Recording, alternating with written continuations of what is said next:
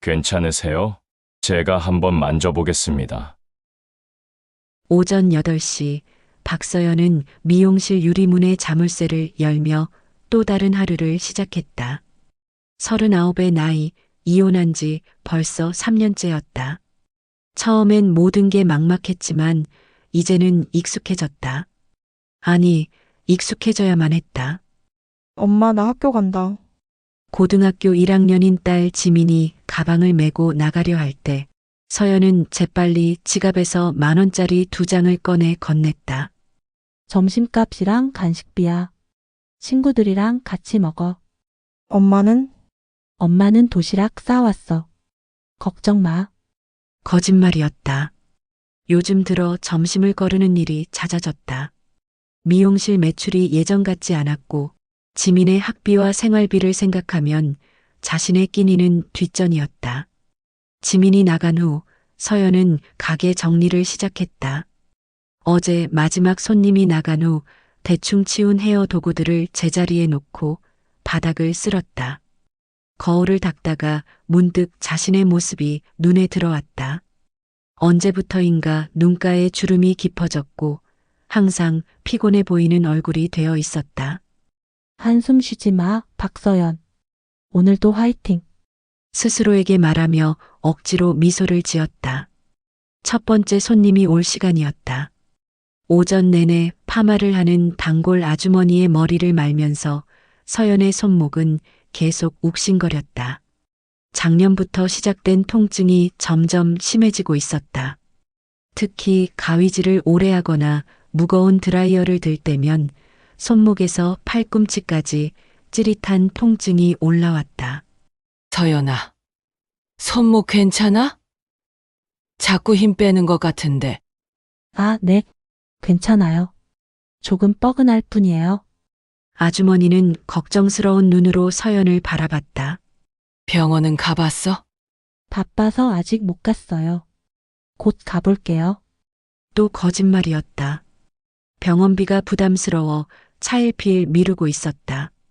파스를 붙이고 진통제를 먹으면 견딜만 했다. 아니, 견뎌야만 했다. 점심시간이 지나고 오후 2시쯤 단골 고객인 김 여사가 들어왔다. 70대 초반의 그녀는 한 달에 한 번씩 염색을 하러 왔다. 서연아, 요즘 손님 많이 줄었지? 그런가요? 저는 잘 모르겠는데요. 솔직히 말해. 우리 동네 미용실이 또 하나 생겼잖아. 젊은 애들이 하는데 말이야. 서연의 가슴이 철렁했다. 새로 생긴 미용실은 이미 알고 있었다. 인테리어도 세련되고 직원들도 젊었다. 가격도 자신보다 저렴했다. 걱정 마. 나는 계속 여기 올 거야. 서연이 손맛을 믿거든. 김 여사의 위로 섞인 말에 서연은 겨우 미소를 지었다. 오후 5시 마지막 손님이 나간 후 서연은 혼자 가게에 앉아 있었다. 오늘 하루 매출을 계산해 보니 평소의 절반도 안 되었다. 이런 날이 점점 많아지고 있었다. 손목을 주무르며 서연은 미래에 대한 불안감을 떨쳐내려 했다. 이 일을 그만두면 당장 다른 일을 찾기도 어려웠고 지민의 대학 진학도 걱정이었다. 그런데 손목 통증은 나날이 심해지고 있었다. 어떻게든 버텨야 해. 서연은 통증이 있는 손목을 반대편 손으로 감싸며 중얼거렸다. 창밖으로는 저녁 노을이 지고 있었고 하루가 또 끝나가고 있었다. 내일도 모레도 이런 하루들이 계속 이어질 것이었다. 하지만 포기할 수는 없었다. 딸을 위해서라도. 가게 문을 잠그고 집으로 향하는 서연의 뒷모습은 쓸쓸해 보였다. 하지만 그녀의 어깨는 여전히 곧게 펴져 있었다. 내일을 향한 의지를 포기하지 않은 채로 그날도 어김없이 손목 통증과 함께 시작된 아침이었다. 서연은 진통제를 삼키고 미용실 문을 열었다. 하지만 평소와 다른 점이 하나 있었다. 가게 맞은편 빈 점포에 이삿짐을 나르는 사람들이 분주히 움직이고 있었던 것이다. 저기 드디어 누군가 들어오나 보네. 서연은 호기심 어린 시선으로 그쪽을 바라봤다. 그 빈 점포는 몇 달 전부터 비어있던 곳이었다. 임대료가 부담스러워서인지 아니면 장사가 잘 안 되는 자리라서인지 계속 세입자를 구하지 못하고 있었다. 오전 10시쯤 첫 손님을 맞이하던 서연의 시야에 한 남자가 들어왔다. 키가 크고 어깨가 넓은 대략 50대 초반으로 보이는 남성이었다. 그는 이삿짐 옮기는 것을 지켜보다가 서연의 미용실 쪽으로 걸어왔다. 안녕하세요. 저 건너편으로 이사 온 정우석이라고 합니다. 목소리는 생각보다 부드러웠다. 하지만 그의 체격을 보면 보통 사람이 아니라는 것을 알 수 있었다. 단단하게 다져진 근육과 자신감 있는 걸음걸이가 범상치 않았다. 아, 안녕하세요. 박서연입니다. 임용실 운영하고 있어요. 반갑습니다. 앞으로 자주 마주치게 될 것 같은데 잘 부탁드립니다. 우석은 정중하게 인사했다. 서연도 덩달아 고개를 숙였다. 새로운 이웃이 생긴다는 것은 나쁠 것 없었다. 특히 요즘같이 동네에 젊은 사람들이 줄어들고 있는 상황에서는 더욱 그랬다. 어떤 일 하시는지 여쭤봐도 될까요? 재활 트레이너 일을 합니다. 부상당한 운동선수들이나 교통사고, 환자들 재활 운동을 도와주는 일이요. 아, 그렇구나. 건강한 일이네요. 서연은 고개를 끄덕였다. 그런데 그때 그녀가 가위를 집으려다 손목을 움켜쥐며 얼굴을 찡그렸다. 또다시 찾아온 통증이었다. 괜찮으세요? 우석이 즉시 서연의 상태를 알아챘다. 그의 시선이 서연의 손목에 머물렀다. 아, 네. 괜찮아요. 그냥 좀 아파서요. 손목 통증인가요? 혹시 얼마나 오래됐나요? 우석의 질문에 서연은 조금 당황했다. 처음 만난 사람이 자신의 상태를 이렇게 자세히 물어보는 것이 어색했다. 한 달 정도요? 일을 많이 해서 그런 것 같아요. 잠깐만 도와주겠습니다. 우석은 갑자기 서연에게 다가왔다. 그리고는 서연의 허락도 받지 않고 그녀의 손목을 부드럽게 잡았다. 어떻게? 서연은 깜짝 놀라 뒤로 물러서려 했지만 우석의 손길은 놀랍도록 부드러웠다. 그는 마치 전문의처럼 서연의 손목을 여러 각도로 살펴봤다. 손목 터널 증후군, 초기 증상 같네요. 반복적인 동작으로 인한 염증이 생긴 것 같습니다. 우석은 서연의 손목을 천천히 돌리며 몇 가지 동작을 시켜봤다. 그러자 신기하게도 아까까지 아팠던 통증이 조금 완화되는 것을 느낄 수 있었다. 이렇게 하면 일시적으로나마 통증이 줄어들 거예요. 하지만 근본적인 치료가 필요합니다. 정말 괜찮아진 것 같아요. 어떻게 이런 걸 아세요? 서연은 놀란 표정으로 우석을 바라봤다. 방금 전까지만 해도 가위를 쥐기도 힘들었는데 지금은 손목을 자유롭게 움직일 수 있었다. 제가 전직 격투기 선수였거든요. 운동하다 보면 이런 부상은 흔히 겪게 되죠. 그래서 재활 트레이너 일을 시작하게 된 거고요. 격투기 선수였다고요? 서연은 우석을 다시 한번 훑어봤다. 그제서야 그의 단단한 체격과 자신감 있는 태도가 이해됐다. 네, 예전 일이지만요. 지금은 은퇴하고 이렇게 사람들 도우는 일을 하고 있습니다. 우석은 겸손하게 미소 지었다.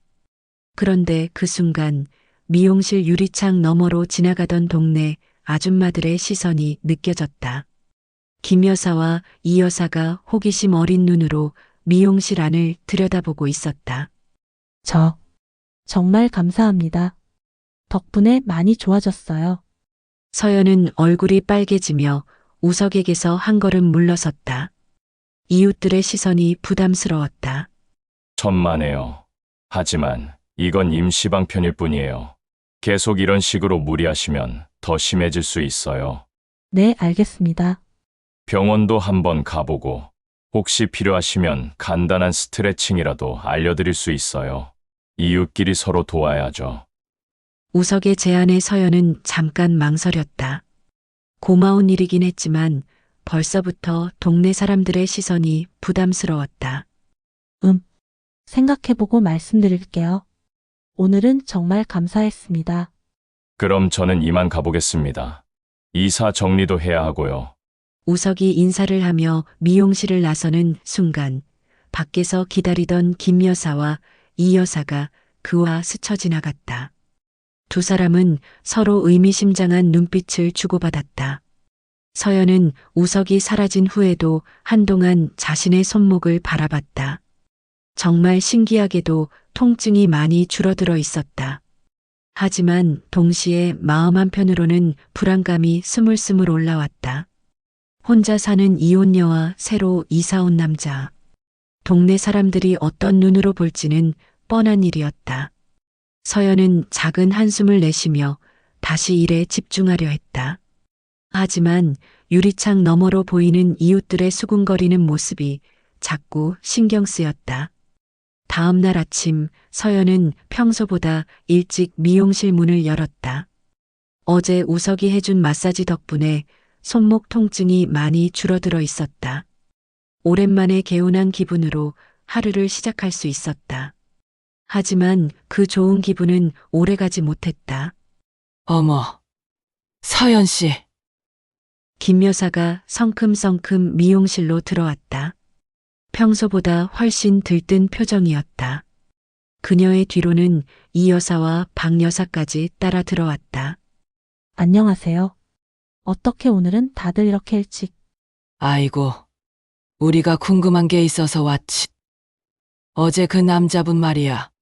김 여사는 의자에 앉자마자 본격적인 신문을 시작했다. 서연의 가슴이 철렁 내려앉았다. 어떤 남자분 말씀이신지? 에이, 모르는 척 하지 마. 어제 새로 이사 온 그 아저씨, 여기서 뭐 했던데? 이 여사가 거들었다. 그녀들의 눈빛이 호기심으로 반짝거렸다. 아, 그냥 인사만 하고 가셨어요. 새로 이사 오셨다고? 인사만? 우리가 다 봤는데? 박 여사가 의심스러운 눈으로 서연을 바라봤다. 손목 잡고 있더만? 서연의 얼굴이 빨개졌다. 역시 그들이 그 장면을 목격했었다. 아, 그건. 제가 손목이 아파서 그냥 잠깐 봐주신 거예요. 그분이 재활 트레이너시라고. 재활 트레이너. 김 여사가 눈을 휘둥그렇게 떴다. 그럼 의사야? 의사는 아니고 운동선수들 재활 도와주는 일을 하신다고. 아이고 세상에, 이혼녀한테 남자가 나타났네. 이 여사가 과장되게 손뼉을 쳤다. 그런 게 아니에요. 서연은 급하게 손을 저었다. 정말 그냥 이웃으로서 도와주신 거예요. 하지만 아줌마들은 이미 자신들만의 해석에 빠져 있었다. 그래도 조심해야 해. 남자가 그냥 도와주겠다고? 세상에 공짜는 없어. 맞아. 특히 이혼녀라고 하면 쉽게 생각하는 남자들이 있거든. 서연은 억울했지만 더 이상 변명하기도 지쳤다. 그들의 말을 들으면 들을수록 우석에 대한 미안함만 커져갔다. 분명 순수한 의도로 도와준 것인데. 그런데 그 남자, 나이는 몇 살이야? 글쎄요. 50대 초반 정도? 서연 씨랑 나이 차이도 적당하네. 키는 어때? 그런 걸 왜 물어보세요? 서연이 당황해하는 사이 아줌마들의 상상은 점점 더 부풀어 올랐다. 1시간 넘게 이어진 신문 끝에 아줌마들이 돌아간 후 서연은 한숨을 크게 내쉬었다. 이미 동네에 소문이 퍼지기 시작한 것 같았다. 과연 그 예상은 적중했다. 점심시간쯤 단골 손님인 최 아줌마가 찾아왔을 때 그녀의 첫마디가 그것을 증명했다. 서연아, 남자친구 생겼다며? 축하해. 네? 무슨? 아, 몰라도 돼. 김 여사한테 다 들었어. 손도 잡고 그랬다며? 서연은 더 이상 설명할 기력도 없었다. 동네에서 소문이 퍼지는 속도는 인터넷보다 빨랐다. 하루가 채 지나기도 전에 이미 모든 사람이 알고 있는 사실이 되어버린 것이다. 오후에 우석이 가게 앞을 지나갈 때마다 지켜보는 시선들이 느껴졌다. 서연은 괜히 창피해서 그와 눈을 마주치는 것조차 피하게 되었다. 그런데 정말 큰 일은 저녁에 일어났다. 엄마, 지은이가 학교에서 돌아와 울먹이며 달려왔다. 왜 안 말해줬어? 지은아, 무슨 일이야? 친구들이 그러는데 엄마한테 남자친구 생겼다고. 그래서 나 놀림 받았어. 서연의 가슴이 쿵 떨어졌다. 소문이 아이의 학교까지 번진 것이다. 지은아, 그건. 수민이가 그러는데 엄마가 아저씨랑 손 잡고 있는 거 봤다고 해. 그래서 애들이 너희 엄마 남자 생겼다고 놀렸어. 지은이의 눈에서 눈물이 뚝뚝 떨어졌다. 12살 아이에게는 감당하기 어려운 상황이었다. 지은아, 엄마가 설명해 줄게. 그냥 이웃 아저씨가 엄마 손목 아픈 걸 도와주신 거야. 다른 뜻은 전혀 없어. 정말? 정말 남자친구 아니야? 정말이야. 엄마가 거짓말하겠니? 지은이는 콧물을 훌쩍이며 서연의 품에 안겼다. 하지만 서연의 마음은 더욱 무거워졌다. 이제 딸까지 이 소문 때문에 고생하게 생겼다. 그날 밤 서연은 잠이 오지 않아 창밖을 바라봤다. 건너편 우석의 가게에는 아직 불이 켜져 있었다. 아마 그도 이 소문을 듣고 있을 것이다. 미안하고 또 미안했다. 다음 날부터 서연은 우석을 의도적으로 피하기 시작했다. 그가 지나갈 때 일부러 가게 안쪽으로 들어가거나 눈을 마주치지 않으려 애썼다. 하지만 동네 사람들의 관심은 식을 줄 몰랐다. 하루가 지날수록 소문은 더욱 구체적으로 변해갔다. 서연이가 밤늦게 그 남자 가게 앞에서 이야기하더라. 아이 아빠 소식은 끊긴 지 오래됐는데 새 남자 만나는 것도 당연하지. 근데 조심해야 할 텐데. 아이도 있는데 너무 성급하게 하는 거 아니야? 이제는 만나지도 않았는데 만났다는 소문까지 생겨났다. 서연은 하루하루가 고역이었다. 동네를 걸어 다닐 때마다 뒤에서 수군거리는 소리가 들렸고 지은이는 학교에서 계속 놀림을 당했다. 그리고 일주일 후 우석이 먼저 다가왔다. 서연 씨, 잠깐 이야기 좀 할 수 있을까요? 그의 목소리에는 진지함이 묻어 있었다. 서연은 주변을 둘러보며 망설였다. 또 누가 볼지 몰랐다. 지금은 좀. 저도 이 상황이 어떻게 된 건지 알고 있어요. 하지만 오해를 풀려면 이야기를 해야 하지 않을까요? 서연은 우석의 진심 어린 눈빛을 보며 고개를 끄덕였다.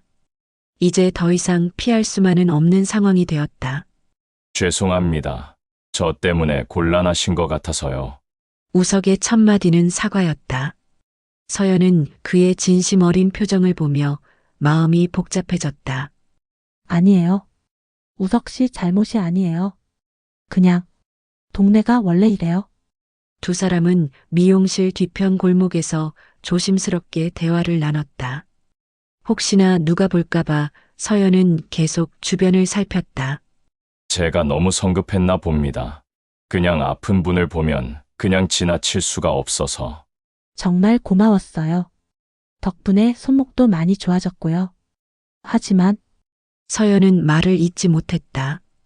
고마운 마음과 부담스러운 마음이 동시에 밀려왔다. 앞으로는 조심하겠습니다. 서연 씨가 곤란해 하시는 걸 원하지 않거든요.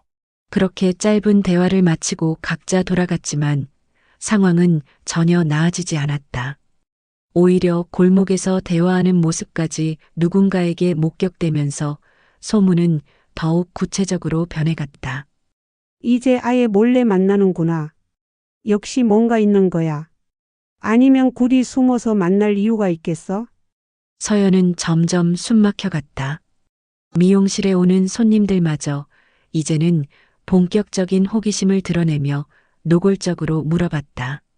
서연아, 솔직히 말해봐. 그 남자 어때? 괜찮은 사람이야? 조심해야 해. 남자들은 다 거짓말쟁이야. 아이도 있는데 신중하게 생각해야지. 서연은 그저 일에만 집중하려 했지만 손님들의 관심은 식을 줄 몰랐다. 심지어 머리를 자르는 동안에도 계속 그 이야기만 나왔다. 그런데 정말 견디기 힘든 일은 지은이 때문이었다. 엄마, 나 학교 가기 싫어. 아침마다 지은이가 이렇게 말했다. 아이의 얼굴에는 시름이 가득했다. 지은아, 왜? 무슨 일 있었어? 친구들이 계속 물어봐. 엄마 남자친구 언제 만날 거냐고, 새 아빠 생기는 거냐고. 나도 모르겠다고 하면 쟤는 아무것도 모른다고 놀려. 지은이의 목소리가 점점 작아졌다. 12살 아이가 감당하기엔 너무 무거운 상황이었다. 엄마가 선생님께 말씀드릴까? 안 돼. 그럼 더 이상해져. 그냥 이사 가면 안 돼? 지은이의 말에 서연의 가슴이 찢어지는 것 같았다. 아이가 이사까지 생각할 정도로 힘들어하고 있었던 것이다. 지은아, 조금만 참자. 곧 괜찮아질 거야. 하지만 서연 자신도 확신이 없었다. 이런 소문은 쉽게 사라지지 않는다는 걸 알고 있었다. 학교에서 돌아온 지은이는 더욱 풀이 죽어 있었다. 엄마, 수민이 엄마가 우리 엄마한테 전화하래. 뭘 왜? 그 아저씨 일 때문에. 조심하라고 말해주고 싶다나 봐. 서연은 한숨을 깊게 내쉬었다. 이제는 다른 학부모들까지 나서기 시작한 것이다. 과연 그날 저녁 수민이 엄마 정 여사에게서 전화가 왔다. 서연 씨 안녕하세요. 혹시 시간 있으시면 잠깐 만나서 이야기 좀 할까요? 정 여사의 목소리는 정중했지만 단호했다. 서연은 거절할 수 없어서 약속을 잡았다.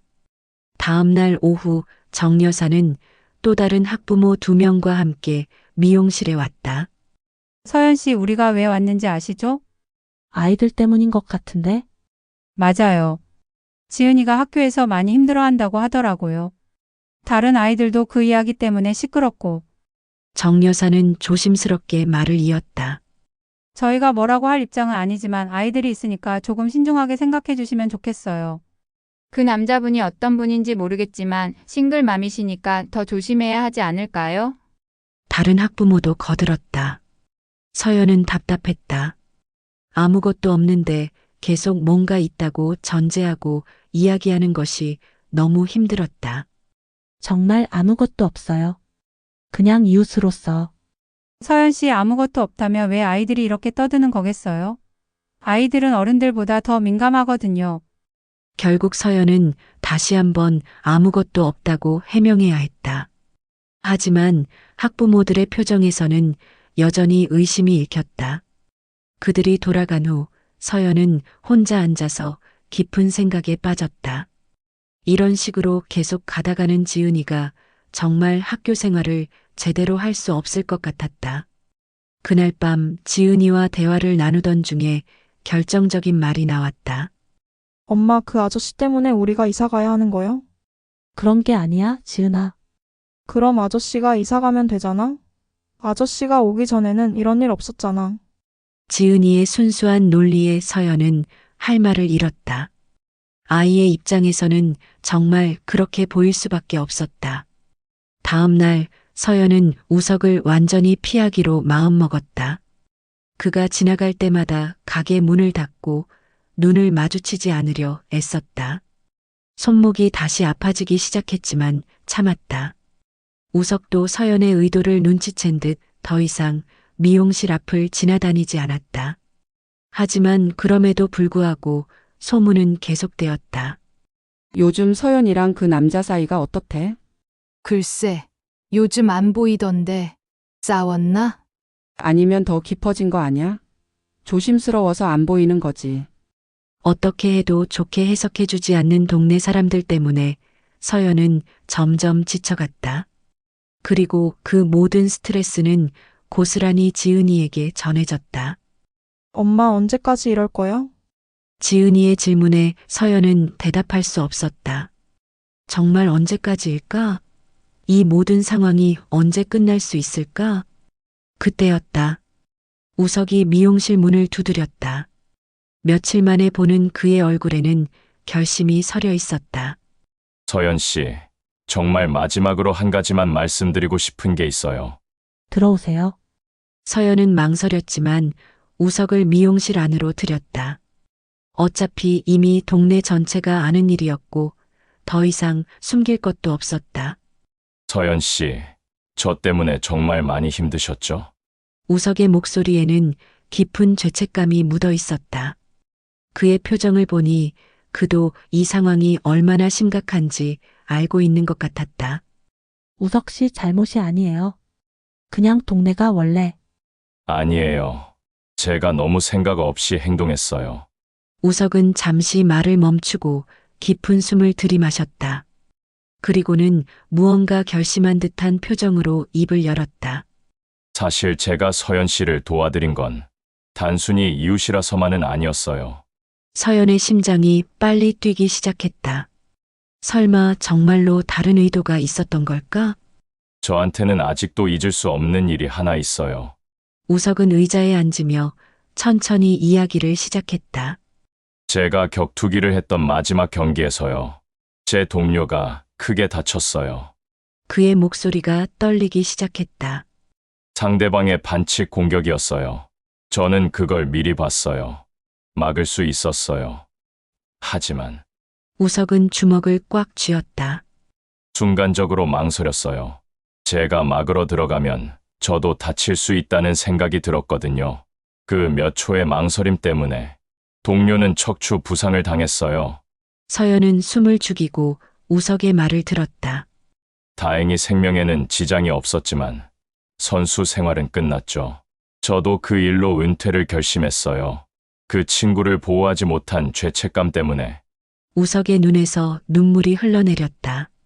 그 이후로 누군가 아파하는 모습을 보면 그냥 지나칠 수가 없어요. 그때의 후회가 너무 커서 이번에는 반드시 도와야겠다는 생각밖에 안 들어요. 서연은 우석의 진심을 느낄 수 있었다. 그의 행동에는 정말로 다른 의도 같은 건 없었던 것이다. 그래서 재활 트레이너 일을 시작하신 거군요. 네. 제가 그때 하지 못했던 일을 지금이라도 하고 싶어서요. 다른 사람들의 아픔을 덜어주는 일이요. 우석은 눈물을 닦으며 서연을 바라봤다. 서연 씨 손목이 아픈 걸 보는 순간 또 그냥 지나칠 수는 없었어요. 하지만 제 과거 때문에 서연 씨와 딸을 이렇게 힘들게 만들 줄은 몰랐어요. 서연의 마음이 뭉클해졌다. 그동안 자신이 얼마나 우석을 오해했는지 깨달았다. 우석 씨, 저는 이제 이사를 가려고 해요. 더 이상 서연 씨 모녀에게 피해를 드릴 수는 없어요. 그럴 필요 없어요. 서연이 급하게 말했다. 우석이 자신들 때문에 이사까지 가야 한다는 생각에 마음이 아팠다. 이미 임대 계약도 해지 신청했어요. 다음 주면 떠날 거예요. 정말 안 그러셔도 돼요. 제가 동네 사람들한테 제대로 설명하겠어요. 이미 퍼진 소문을 바꾸기는 힘들어요. 그리고 딸도 학교에서 힘들어 하신다고 들었어요. 우석은 이미 모든 상황을 파악하고 있었다. 그리고 자신이 사라지는 것이 최선이라고 판단한 것 같았다. 하지만 괜찮아요. 저도 여기서 새로운 시작을 하려고 했는데 아직 준비가 덜 된 것 같아요. 그때 미용실 문이 열리며 지은이가 들어왔다. 학교에서 돌아온 아이의 얼굴은 여전히 어두웠다. 엄마 저. 지은이는 우석을 보고 놀란 표정을 지었다. 그동안 소문의 중심에 있던 그 아저씨를 직접 본 것은 처음이었다. 안녕, 지은아. 나는 우석 아저씨야. 우석이 다정하게 인사했다. 하지만 지은이는 경계하는 눈빛으로 그를 바라봤다. 지은아, 인사해. 안녕하세요. 지은이의 목소리는 작고 어색했다. 지은아, 아저씨가 엄마 손목 아픈 거 도와줬는데 그것 때문에 너가 힘들었구나. 미안해. 우석은 지은이에게도 진심으로 사과했다. 아저씨는 다른 동네로 이사 갈 거야. 그러면 지은이도 학교에서 더 이상 놀림 받지 않을 거야. 정말요? 지은이의 눈이 조금 밝아졌다. 아이에게는 그것이 가장 중요한 문제였다. 응, 약속할게. 하지만 서연은 마음이 편하지 않았다. 우석이 떠나는 것이 문제 해결책이라고 생각되지 않았다. 우석 씨, 정말 가지 마세요. 제가 동네 사람들한테 서연 씨, 괜찮아요. 사실 저도 여기서 제 과거와 마주할 용기가 아직 부족했나 봐요. 우석은 씁쓸하게 웃었다.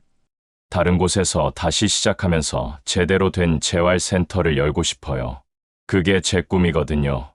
그럼 언제 떠나세요? 다음 주 월요일이요. 그 전에 서연 씨 손목 치료에 도움이 될 스트레칭 방법 적어드릴게요. 우석은 일어서며 지은이를 바라봤다.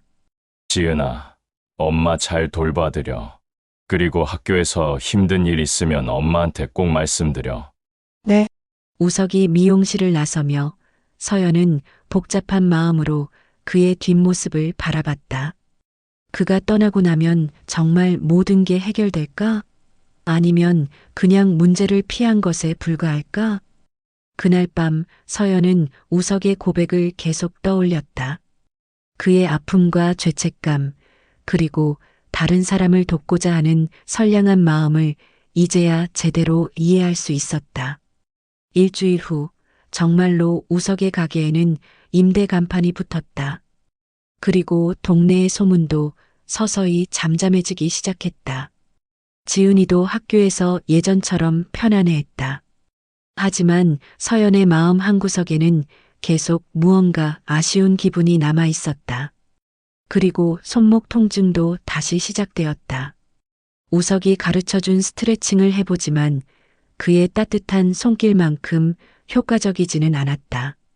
어느 날 저녁 서연은 빈 가게를 바라보며 혼잣말처럼 중얼거렸다.